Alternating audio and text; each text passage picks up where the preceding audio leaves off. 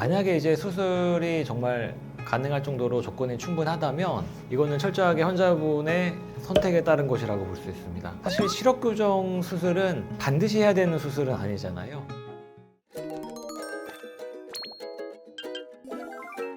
시력 교정 수술과 백내장은 사실상 연관성은 없습니다. 우리가 흔히 하는 이제 라식, 라섹 이런 수술들은 각막을 깎는 거고요. 백내장은 우리 눈 속에 수정체가 혼탁해지는 질환인데 이 둘은 사실상 관계가 없거든요. 그래서 백내장이 빨리 온다는 거는 낭설이고요. 그렇지만 ICL의 경우, 예를 들어 수술을 하고 났을 때 예를 들어 뭐 외상을 크게 입어서 눈 속에서 안내 렌즈와 수정체가 터치가 있었을 경우에는 백내장이 올 수는 있습니다. 물론 근데 이거는 예외적인 경우가 되겠죠. 수술이 다만 잘 되어 있고 문제없이 지낸다면은 백내장은 빨리 오지는 않습니다. 근데 이제 노안이 빨리 올 수는 있습니다. 우리가 이제 근시가 있는 상태에서는 노안이 왔을 경우에 안경을 벗으면 가까운 게 잘 보이기 때문에 어느 정도 지낼 수 있는데 수술을 하고 났을 경우에는 정시로 만들어지기 때문에 정시의 경우에 노안이 오게 되면은 가까운 걸 볼 때 처음에는 이렇게 멀리 떨어지고 보면 되지만 나중에는 돋보기의 도움이 없이는 잘 보기가 어렵기 때문에 좀 그런 불편감이 있을 수는 있습니다. 그래서 백내장이 빨리 온다는 거는 아니고요.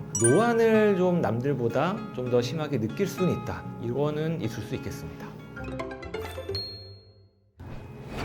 경도 근시의 경우에는 만약에 이제 수술이 정말 가능할 정도로 조건이 충분하다면 이거는 철저하게 환자분의 선택에 따른 것이라고 볼 수 있습니다. 사실 시력 교정 수술은 반드시 해야 되는 수술은 아니잖아요. 그래서 본인이 정말 안경을 벗고 싶다. 뭔가 이제 자기가 주로 뭐 취미생활 한다거나 아니면 뭔가 직업적으로 뭔가를 하는 데 있어서 안경이 걸림돌이 된다 하는 분들은 이제 조건이 안전하다면 하시면 되고요. 근데 단순히 이제 근시가 있다고 해서 꼭 해야 되는 수술은 아니기 때문에 이것은 철저하게 환자분의 자유의지에 따라서 의사와 상담을 하고 결정하면 되는 문제라고 생각을 합니다.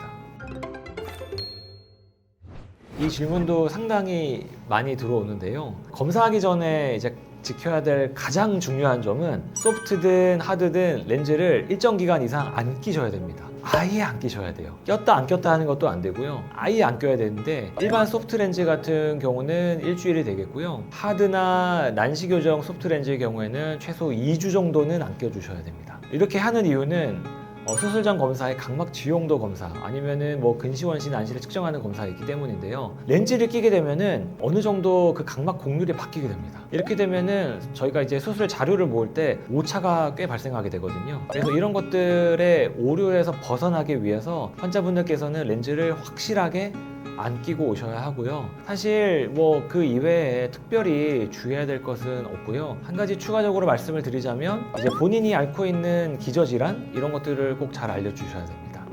예를 들어 당뇨를 앓고 있다면은 눈에 당뇨 망막병증이 생길 수 있습니다. 당뇨 망막병증이 없는 분이라면 뭐 당연히 수술이 가능한데요. 당뇨를 앓고 있다면은 이제 시력 교정 수술을 하더라도 그만한 효과를 발휘하기 어렵기 때문에 당뇨를 앓고 있다. 저에게 꼭 이런 정보를 알려주셔야 되겠습니다.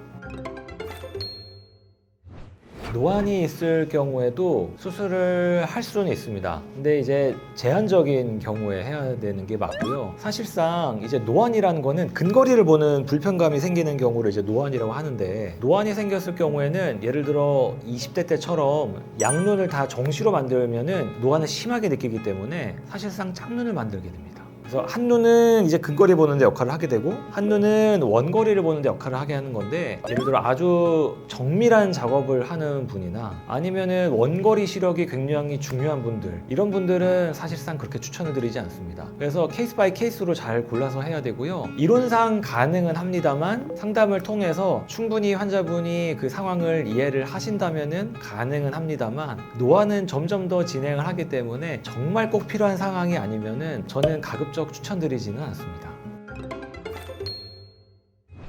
이 수술법이 나온 순서에 대해서도 궁금해하는 분들이 많아요. 가장 먼저 나온 수술법은 라섹이 되겠습니다. 사실 통증이 많아서 좀 꺼려하는 분들도 있는데요. 나온 시기가 오래된 만큼 데이터도 방대하고 사실 안전한 수술법인 거는 맞고요. 그 다음이 이제 라식이 되겠고 그 다음에 안내렌즈 삽입술 그 다음에 이제 스마일 수술이 되겠습니다. 스마일 수술이 최근에 수술법인 건 맞는데요. 사실 이마저도 나온 지는 벌써 10년이 넘었습니다.